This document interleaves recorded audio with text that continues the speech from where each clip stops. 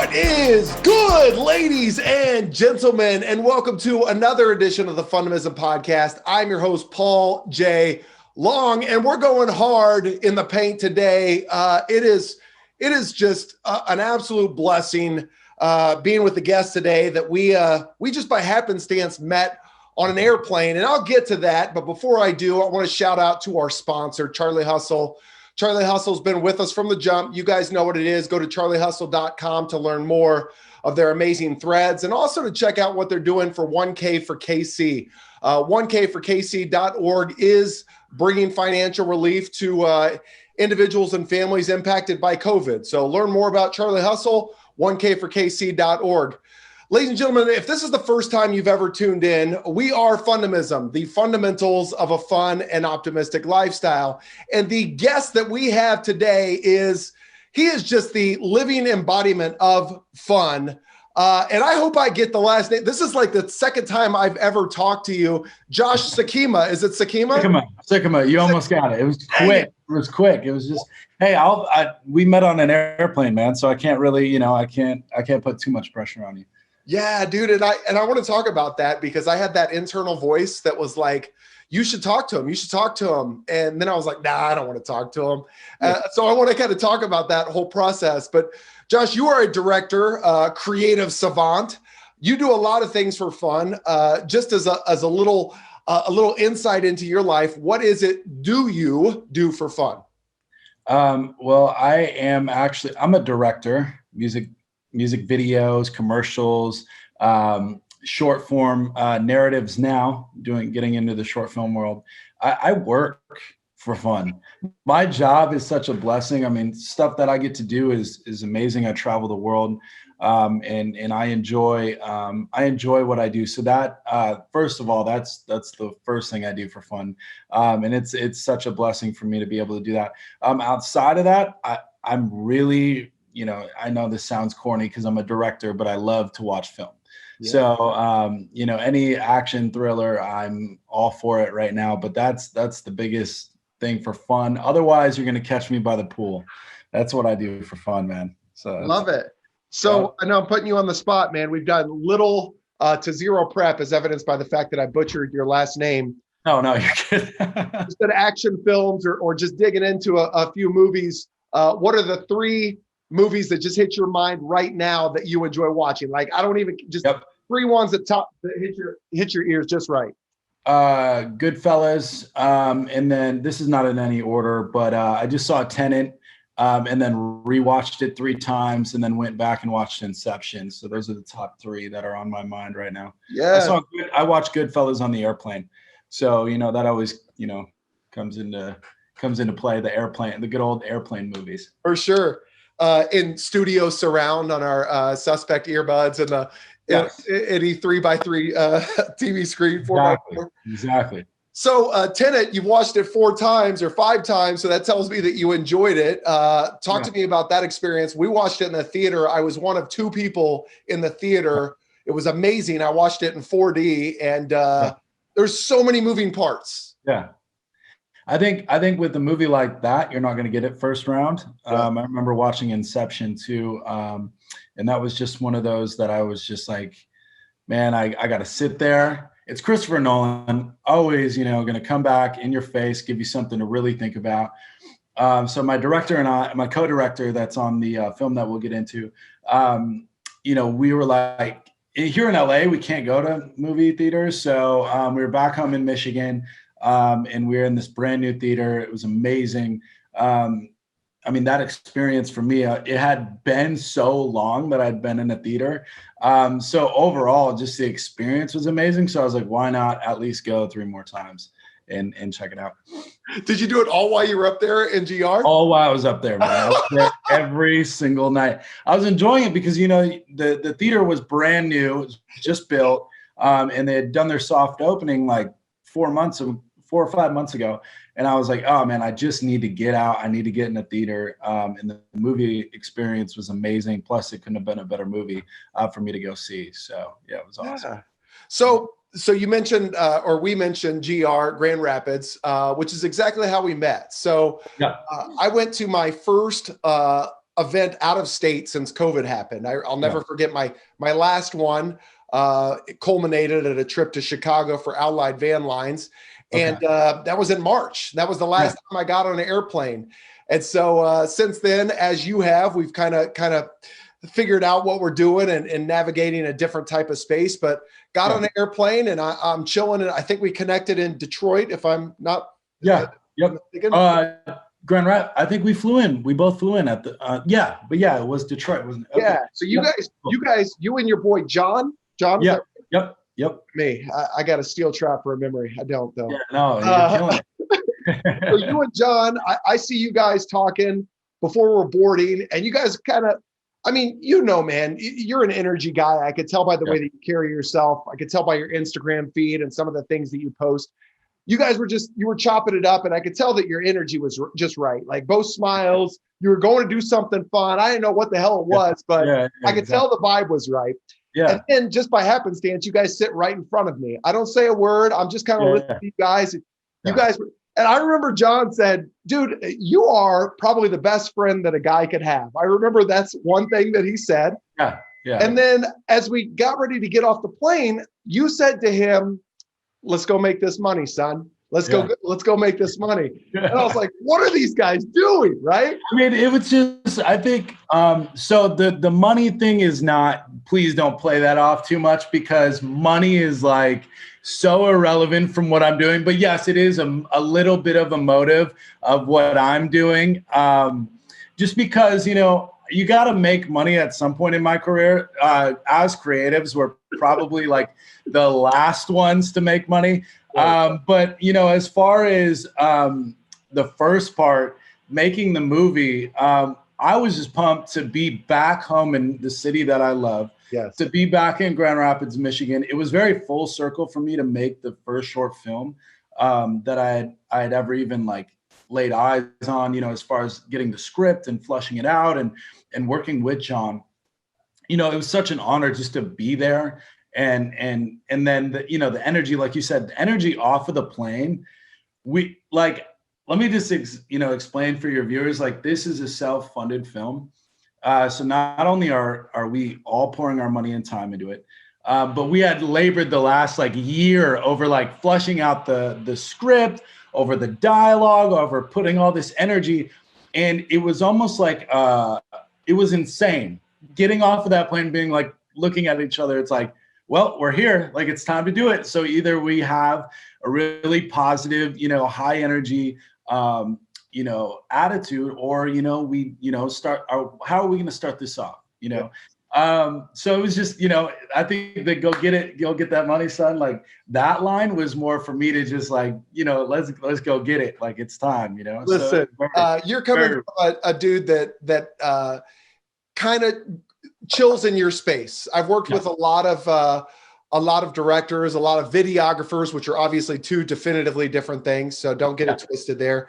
Oh, I appreciate you saying that, by the way. Yeah, for sure. You saying that, dude. Listen, and I want to talk about the skill set of different videographers and producers and all that stuff, because it's really interesting that as a speaker, I always thought, man, I just need to record everything. I need to go I need to go find somebody that could capture a vision. I need to go find somebody. Well, there's all different types of folks. There's creatives that are great at filming, and specifically not necessarily storytelling, but just showing up and doing the damn thing the day of, right? Yeah. You got other folks that are decent at storytelling and they want to do a storyboard before they even get out on site. You got other folks that are terrible at shooting, but they're phenomenal at editing, right? So there's so many different facets of what it is that you do that I want to get into, but just to kind of backtrack just a little bit, listen, as a creative, I can relate to first starting out. We get the luxury of doing what we actually truly love, and we get to define it as work, right? But nobody ever talks about the 2, 3, 4, 5, 6 years that it took to build up to the point where we're actually getting revenue for what we love. And so, I myself, I had $40,000 in credit card debt to start this speaking thing off. I didn't even know what the hell I was. So my point is, when I hear somebody like you say, let's go get this money, I know that it's not about money, as evidenced by the way that you carry yourself and all the amazing stuff that you put out into the world after the fact. But it's a call out to say, let's get to work, son. Let's put the backpack on and let's go do the damn thing. So, bro, you get off the plane and you talk about the energy being right. I still haven't said 2 words to you, and we're waiting on our bags. And one of the ground employees from Delta Airlines sees you, and he's like, "What's up, Josh?" And he's like, he starts dapping you up and loving on you and stuff like that. And he's like, "What are you doing back in town?" And dude, to see, like, you would have thought that this guy had seen a legend. Like you were bringing something back to GR and joy that this guy was like on cloud 9, right? So talk to me about that experience. Who was that gentleman, and what does Grand Rapids mean to you coming in from LA? Yeah, it was a good friend of mine, but he actually knew me kind of in that conception phase where I was really starting to hone my craft back home. I was working in the local industry, and he is too. And, you know, we had just chopped it up. I've always been good, you know, with him and interacting with him and being one of those, you know, positive lights kind of in, you know, his world. So he looked at me and, you know, he probably from his perspective was a little shocked to see me because he knows that I live in LA. I also didn't really put it out there that we were shooting that week. I had just said that we were coming back to shoot a film. Didn't really give specifics when. So I'm sure to see an old friend, you know, pop off the airplane, it's probably a little bit of a mind juggle. Yeah. But with him, it was really cool because he was, you know, that energy that you had mentioned comes from me putting, you know, 6 to 10 years in just groundwork back home and just really connecting with the community, building those friendships so that someday, you know, I can go back and I can be welcomed like he, you know, welcomed me and embraced. And that's how he acted. It was how the entire community actually rallied around us for this film, which was absolutely incredible. And yeah, it is, I will toot my own horn, just a testament of how I was when I was younger and growing up. And I always made sure I was good with everybody. I never really burned a bridge. And I always made sure, like, you know, I stood my ground in what I believed, and I always, you know, would come back and really rep my city in everything I do. Man, well, I feel like that is why I had to have you on the podcast right there, is because you and I are very similar in that our love for where we come from is second to none. And you live in LA, like you've been doing big things. You're all over the globe. I've seen you travel all over the place.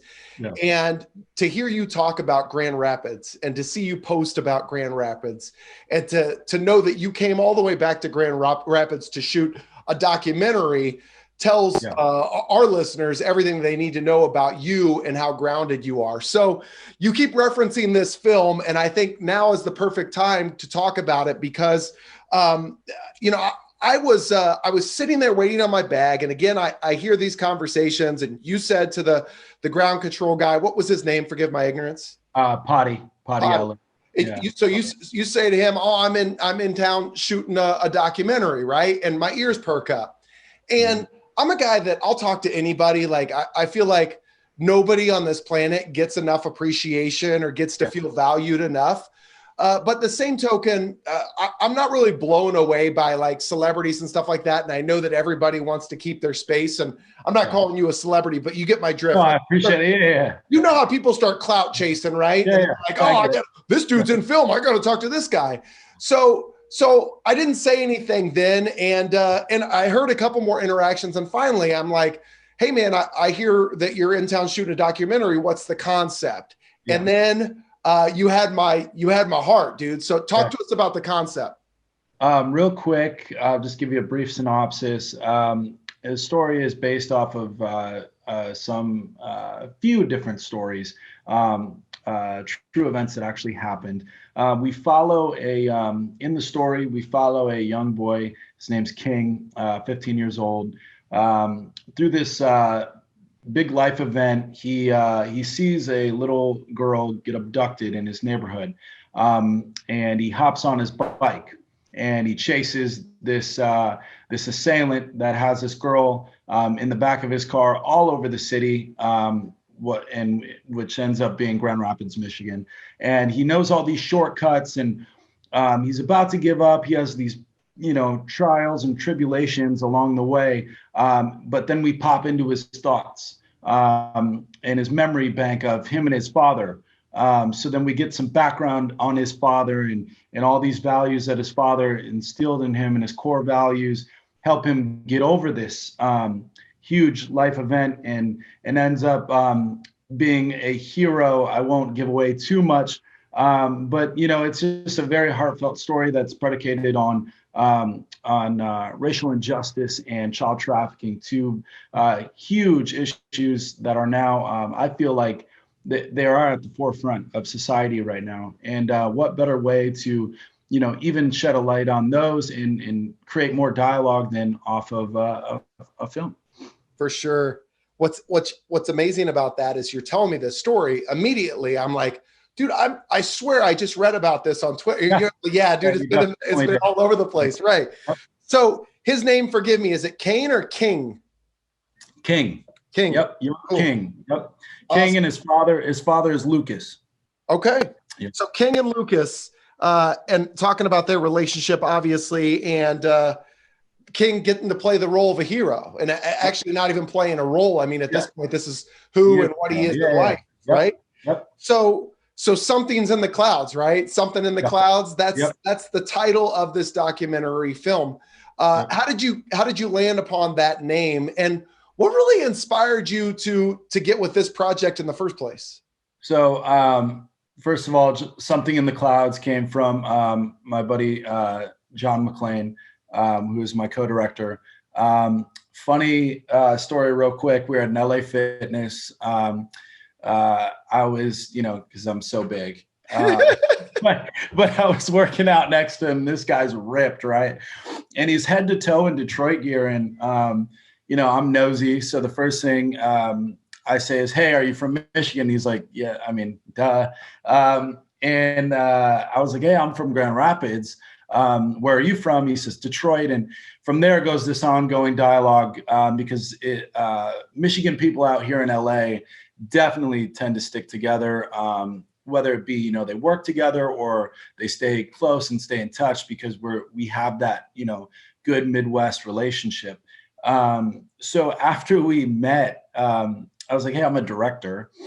And he's like, "That's funny. I'm a writer and I would love to get into more directing." And then boom, it was history. We became instantly really, really good friends.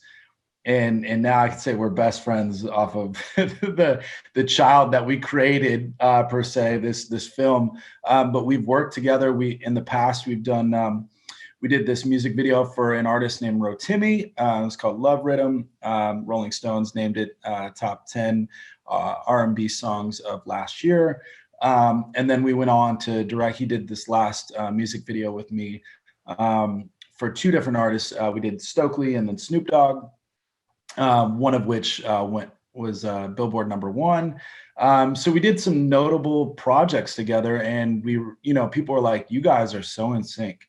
And John's just a really, really good dude, and to find that in LA is special. And we have a great working relationship, a great friendship, and it's like when we talk about energy, it's just everything came so full circle in that moment.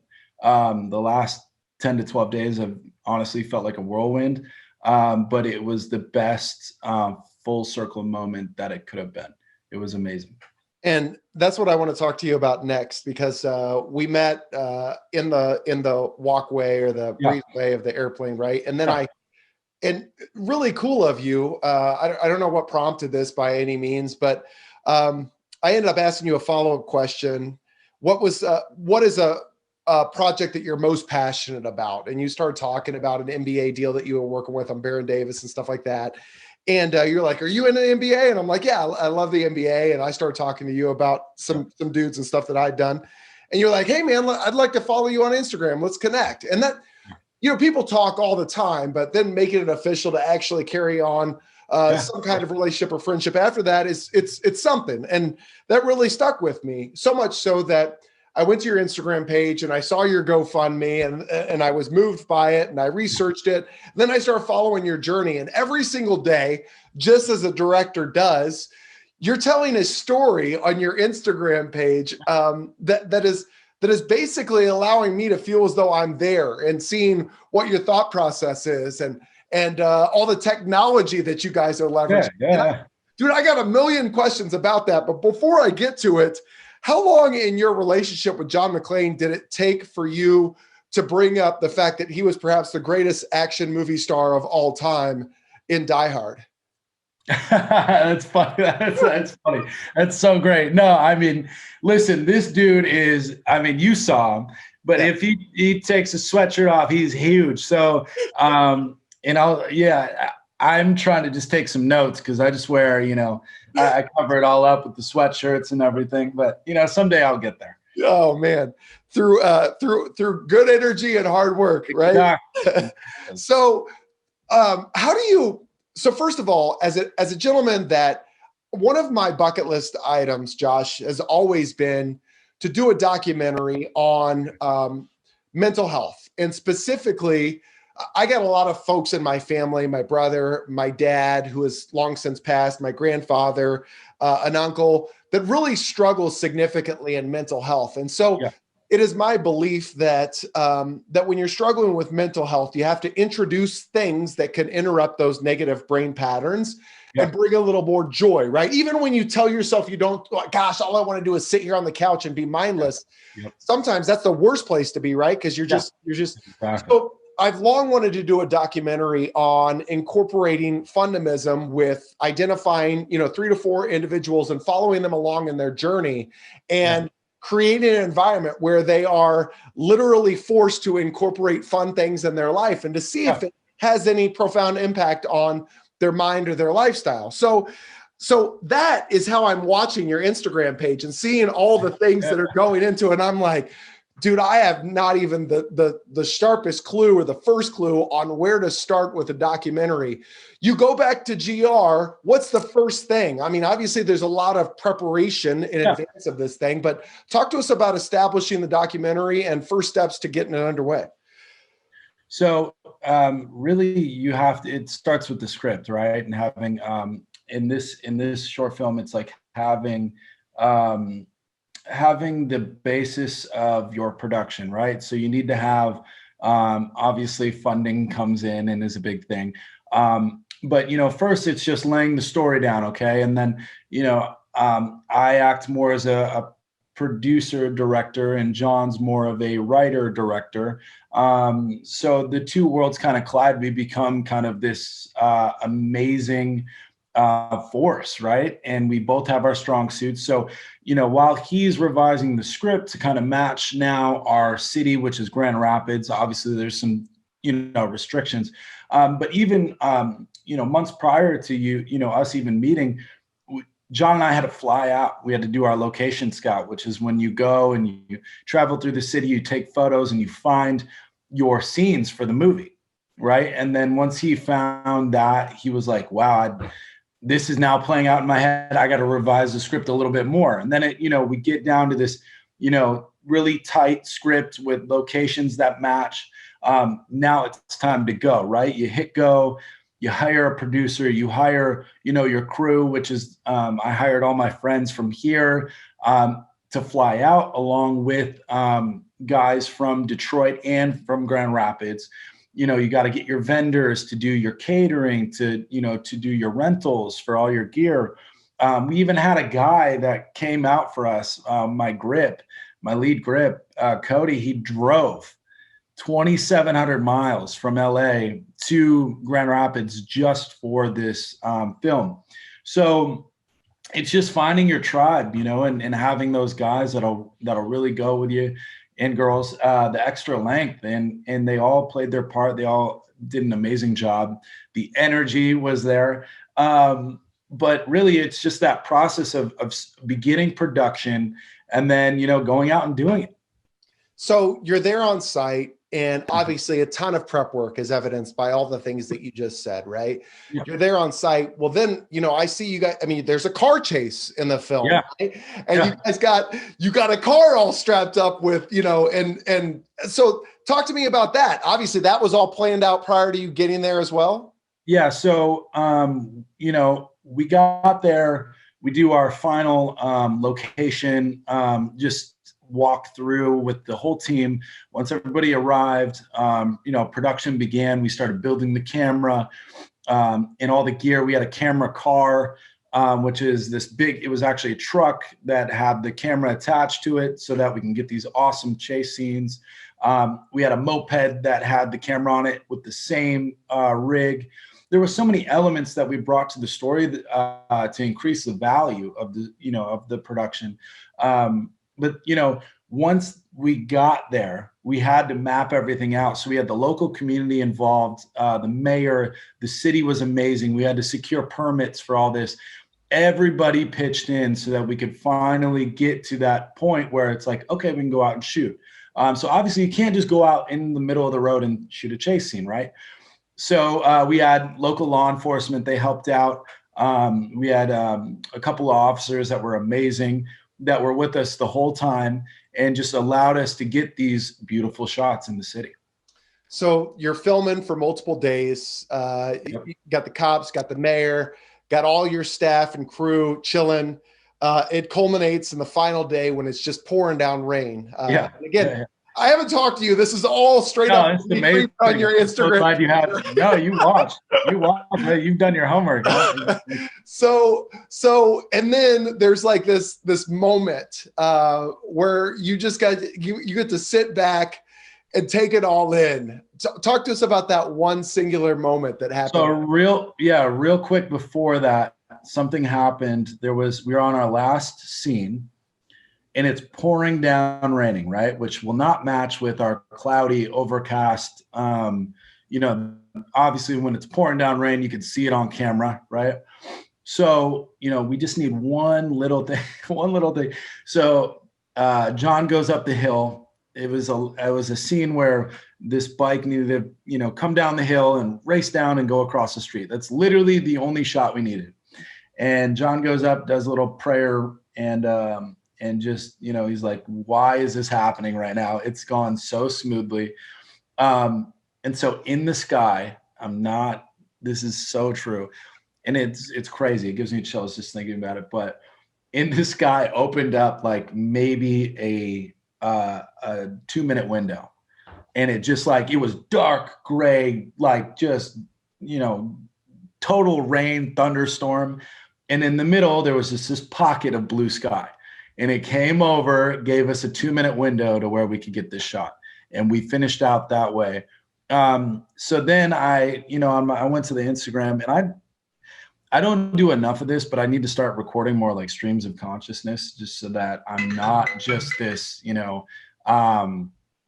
this guy that, seems like he's got everything all together. Yeah. Thoughts and chilling with Snoop Dogg. And Exactly. Just something a little bit more real. So when I get, when we get back to the car, John went and got a coffee for us and that's after we wrapped.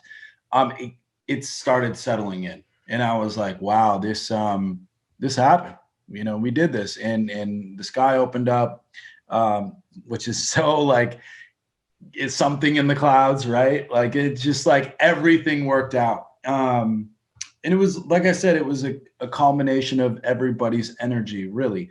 I keep hearing feedback from people, and whether it be crew or, community leaders that have emailed us or called and said when can you come back and shoot another one? And all my crew, they were really, the energy was amazing. And they've spoken highly of the film and the process, even everybody that was involved. It was just that energy that really had hit all in one moment. You saw it, but I'll probably repost it at some point because I saved it. But it was just a stream of consciousness where I was like, hey, look, I'm just so thankful. I have a lot of gratitude because really it took the whole community to get together to be able to make this happen. So, and the energy was perfect, which caused us to create something amazing. So I'm really excited for everybody to see it. Something in the clouds. It's going to be, it's definitely going to be, well, it's my first one, but it's going to be my proudest moment when you guys It's going to be a banger for sure, dude. I cannot wait to watch it. What are the next steps? So where does it stand? What's production like? All that good stuff. Yeah, so it goes into editing now, and then post-production sound and Foley will come in. Foley is like all the sounds that you hear, right? The tires screeching and, you know, the leaves crunching with the tires going over it, like stuff like that. You know, you got to hear. So it'll go into a phase where it goes into just general assembly. And then once it's assembled in editing, then we go down to a refined cut. And then we refine until we get this beautiful piece. Then it's off to sound. Yeah. Sound comes in, they'll do the score, and then hopefully we'll have a finished product in a couple months that we can go back and premiere. All that stuff in a couple of months. Thank you for indulging in that, because I think sometimes it's really cool to see. Yeah. All we see is the ultimate desired outcome, like the output, right? We don't see all the stuff that goes into it, and I think it's interesting to hear the level of detail, the time and commitment that it takes to make a film. So I want to talk a little bit about what got you to this point. But before we do, you mentioned something that's really important to me. You talked about energy. You talked about the people being right and people reaching out as an extension of your time in GR saying, when are you guys coming back? You know, I find the older I get, the circle gets smaller and smaller, right? Very true. Yes. And I mean, we all know people when they come into the room brightens up a little bit. And then we know folks that when they leave the room brightens up a little bit, right? Yeah. Yep. And so when you find a light, when you find energy, it's like you got to take advantage. You got to learn more. And if it's not just to connect and create a long-lasting relationship, it's at least to learn a little bit something, to learn a little bit more about that light in somebody else, in hopes of potentially igniting something in our own selves. So kudos to you for being honest in that. You talked about the authentic nature of your Instagram, and social media it's the best and the worst, right? And yeah, you're right. I struggle with this all the time because as a speaker, like I'm marketing a singular person all the time, and it just feels so grimy and narcissistic. So it's like this healthy balance of the authentic nature of who I am versus what I want folks to understand that I do. So, dude, it's really refreshing to hear somebody like you, with as much as you've done, really identify the fact that there's more to the story. And that's what I want to talk about now. How the hell did you get here? So you're living in LA. You came from GR. Obviously, there's a lot of steps in between there. How did you get into film and production? Yes, so I'll just make a long story short here. Started off, graduated high school, didn't get accepted to any of the film schools that I wanted to get into, unfortunately. Just didn't have the financial backing there at the time. So resorted to community college, which is free. When you're looking in the sense of the ballpark numbers that I was looking at. So went to community college. They give you this card, right? This prepaid government card with FAFSA money. It's like a $5,000, government loan. So, initiate all the classes, drop out like a month later when you can, I hit that window of when I can get all the money back, reload it on the card. So drop out, have the money on the card, go buy my first camera and laptop, and just went to work. Didn't know what I was going to do. Started little spec work at a radio station, worked my way up to finding the general manager that I met in high school through a job shadow that we did at a local news station. And from there, it's history. I worked my way up in the local industry, and then ended up securing a job at the news station. Did that for 4 years. So did everything from, working at the news station. My first shift, I don't know if you've seen Nightcrawler, but it was from midnight till noon the next day. So that was me. So that was the first 2 years of my life. And then before, I'd go in for a shift at midnight, I would catch a show at a local music venue, the Intersection, actually in Grand Rapids, and I would film local talent. And I would also film the if I could, the headliners. And so I'd make these little promo recaps, and then I'd go to my job, work at the job, and then I'd go home and I'd send out to, music managers, musicians, these little promos that I did. And that's kind of was my in. I would I would just grind it out there and, get their cards, get their emails, send them what I could do, tell them who I was, what I'm looking to do. And, ended up working out 4 years later. Working at the news station was kind of like my college, I call it, because I got to, get paid to grow up. And I fortunately had that job, which is amazing. And then I moved out to LA. So you just scrap it all and you go to LA. Go to LA and no real security at all, no job. Had some money in the bank because I was living at my parents' house. And I had that news job, which paid pretty well. And so I came out to LA and then lost all my money and just persevered through it. And I found it. I connected, grinded it out as much as I could, did little videos here and there. Wound up linking up with an artist that I did. I worked a really big record with at RCA Records. Then I ended up working there at an under label there for 2 years. Then I worked at an indie label, kind of floated around, worked for myself, and now I'm here. I'm trying to tone down the music videos a little bit and get more into either docu work or short film narrative. Yes. Commercials even are fun for me. But just trying to now evolve as a director. I have this culmination of, music in my life and film and this passion to create something. So it's all just culminating into one thing for me. And I think let's just to sidetrack it too, this conversation ties in so well with what, life is today. When you look at shooting production wise with COVID, you have to be very mindful of exposure and getting tests. And so the modern day director that can shoot, film, edit, produce, right? They're the ones winning right now, because the big studios are shut down. Agencies are very leery of shooting. So it's all on, guys like me, guys and girls like me that can go out, get it, bootstrap it, right? And get the job done safely. Yes. So, that's the big thing today that really culminated from my life and my journey is like, now I'm that guy that can really, I can do it all. I can have multiple hands and help me, or I can do it all myself. So it's kind of, it's playing out for me in a great light. In energy and vibes and what you're able to accomplish as a result. And that kind of comes full circle to what I was talking about earlier on, when you find individuals to work with, and some folks really like the editing versus the filming or whatever it may be. Yeah. But what's funny about that is, there are pros and cons to both of those things. You get really, really good at one particular facet, right?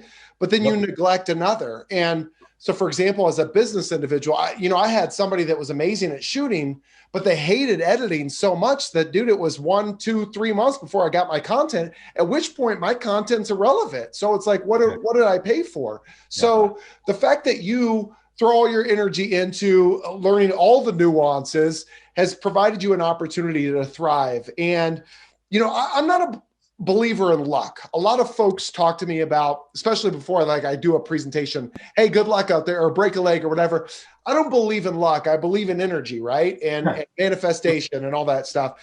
And so I don't believe that you're lucky. I believe that you have put yourself in a position through a series of events and hard work and connections that have really put you in a position to set you up for everything that you desire. And whatever that looks like, monetarily, joy, fun, fulfillment, probably more so knowing you.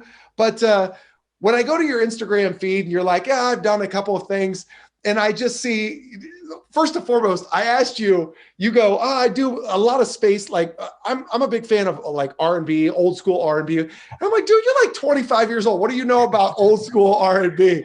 And so like, I'm just hearing everything you say. And I'm like, this dude's like me. So then I go to your Instagram page and I see Snoop Dogg, and then I see a Queen on there, man. And I saw that you traveled internationally with one of my favorite songs, man. It's Even Though I Want to See How You Put That Thing on Me. Oh my God, Maya, look at you. You're a big Maya fan, huh? Me. Okay. I'm just a music fan, dude. Good for you. So all that to say that you don't just fall into a gig with Maya or Snoop Dogg or whatever it may be. You're out in LA. Like, what's your first like big project that you're like, how the hell did I get here? It's funny. I think well, you know, Maya and I have a huge history. Just the last like 2 years, I feel like 3 years. I've known her for, God, it's been like almost 4 years now, I think. But we just history because we've been everywhere together. Hawaii, you know, Bali, Indonesia, went across Europe the last year. And I think her and I we fell in line because of a friend of mine, mutual friend. And she just trusted me. And her circle is very small. And, you know, I look at her like, you know, that's my sister. So, and we've had that relationship, you know, and that dialogue together always, which is a blessing. But, you know, really the first thing I think with her, it was, I can honestly say it really didn't hit me until we were in Hawaii. We shot a film, a music video. And we were sitting there and I'm just enjoying myself at the beach. She's like looking out in the water, and I have this video on my phone, and it's like, I'm just listening to music, right? And her song like comes on, right? And she's like standing there, and I'm like, this is like a funny moment for me that I'm internalizing, because at one point I used to watch her on MTV, you know, on VH1, on, you know, on Box, like all those channels. I would see her, and to have, you know, that manifestation of seeing her right there, and I'm shooting a music video, but then her old school songs come up. It was insane for me to have that moment. And really growing up, I had this problem of like, I would see on the TV, right? I'd watch Carson, I'd watch the top, you know, 40 countdown on MTV, TRL. And I had this problem where I was like, I'm missing it. I'm missing my calling, my passion. I'm missing it. I'm missing Spring Break, MTV. I'm missing the whole journey. I always felt left out. Like it was a problem for me. I really got down on myself about the fact that I'm missing the train, which was true. I did miss an era. But I think now why I tap into that and why I relate so much is because I have an old soul. And now being able to work with all these people, people don't understand that these artists are still making amazing money. Most of them are making more money than they ever have, which is an amazing time in the world right now. And a lot of people are demanding it. So this last tour that we went on through Europe was, you know, the headliners, it was Nelly, Shaggy, Salt and Pepper, Maya, Eve, Blue Cantrell, Fat Man Scoop. I mean, it was just like literally everybody that I ever, you know, watched on the TV. I was like, oh, thanks God. Like I finally get that one opportunity to really travel the world and do it, which is a blessing. I think it kind of closed a chapter in my life where I, you know, not necessarily fully, because I still embody that, but it really did. That was my first moment where, you know, the first big moment where I was like, wow, like I can close it. You know, I can close that book and say, look, I really did do it. You know, I got to hang with the people that I used to see on TV. God gave me that moment. That was amazing. And so I would say she was the first artist that I worked with that I was like, oh, I'm living out that 12, 13-year-old, you know, Josh, when he saw, you know, Carson present her name and she came out, and like, that was just really cool with me. And it was, it's been amazing to be able to work with her on the level that I do, and go to the cities that we've gone, the countries. I mean, we've gone literally everywhere. So it's definitely been, that was the moment for me, and it's been a blessing. Man.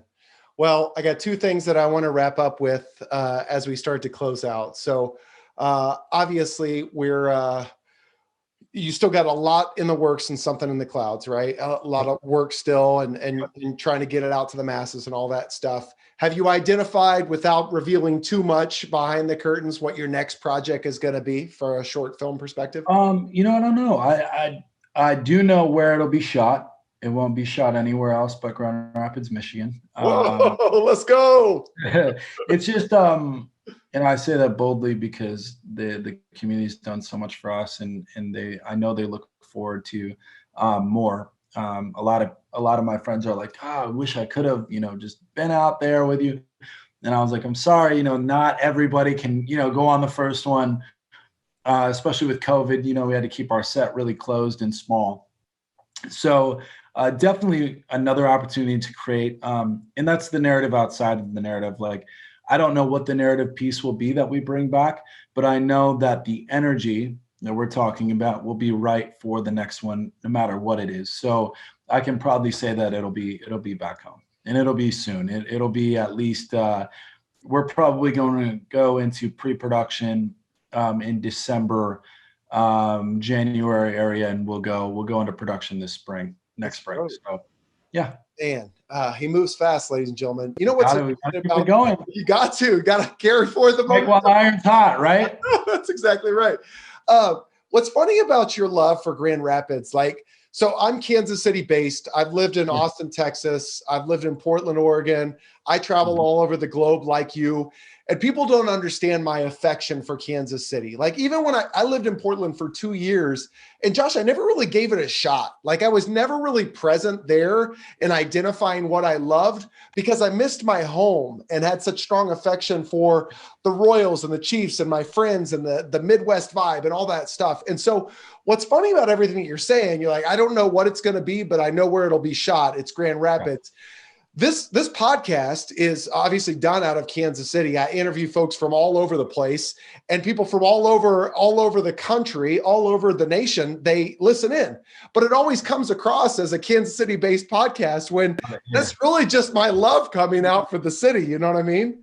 Yeah, I love that. And I think you embodying that, though, a lot of my mentors are telling me, Hollywood's already been done. Okay. Yeah. It's already been built, established. Many have fallen, many have risen.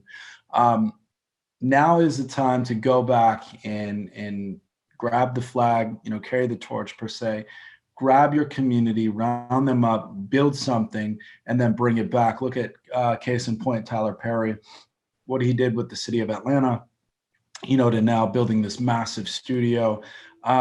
In talking with you, that's the same feeling you'll get. I mean, you're building a community with your podcast.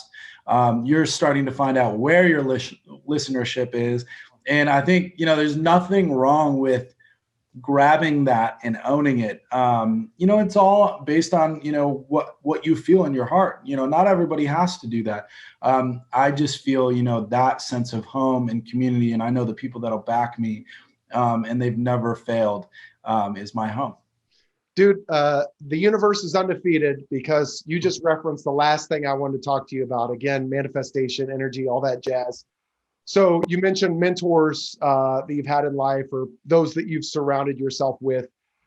In closing, do you have not a quote, maybe a moment where a mentor pulled you aside, maybe something that just hit you just right, that kind of helped propel your mindset or your work ethic or what you wanted to do? Do you have one moment or one thing that happened that just really hit you just right? Yeah, I'll give you a quote. It's the same ones you see on the way up, you'll see on the way down. And if you can have that attitude throughout life, and that outlook, and know, even if I get it. Sometimes bridges burn, but if you can try to limit that and try to just have a positive attitude, always be true to you, that'll never fail, and it'll always be recognized. And that's the same attitude that I've kept with this whole journey. So yeah, the same ones you see up, you'll see on the way down. And as long as you know that, you never let, you starve the ego, and you'll never have a problem in life. 100. Flash them pearly whites, throw the deuces up, enjoy yourself. Yeah. Hey, and if anybody wants to get to know Josh Sikkema a little bit better, or one of my previous clients wants to book you for a commercial or something like that, where do we go to find out more about you? Working on the website right now because the work is nonstop. JoshuaSikkema@gmail.com is my email for inquiries. Also, Instagram @thejsick, that's THEJSIKK. And then as soon as the website is up and running, it'll be JoshuaSikkema.com. My man. Hey, all of this information will be in the show notes. To the Fundamism Podcast listener, we greatly appreciate you. Before we get to our closing, Josh, it's been an absolute pleasure, man. Our journey doesn't end here. I will be reaching out. You got great energy. I love what you're putting out into the universe. And I cannot freaking wait for something in the clouds to drop. So keep me posted, brother. We can't either. So thank you so much for having me on. It's been a pleasure. All right, Fundamism listeners, we greatly appreciate you. We could not be this without you. Whatever the hell we are, in and out of the top 100 because of you and your desire to gravitate more towards what's good as opposed to what's not. If you have a podcast guest that you think would just be a phenomenal listen, somebody that's living their fun or generating fun in the lives of others, please hit me up. I'd love to know your thoughts. But most importantly, go out and have some fun today and create some fun in the lives of others. So until we catch you on the flip side, deuces, ladies and gentlemen.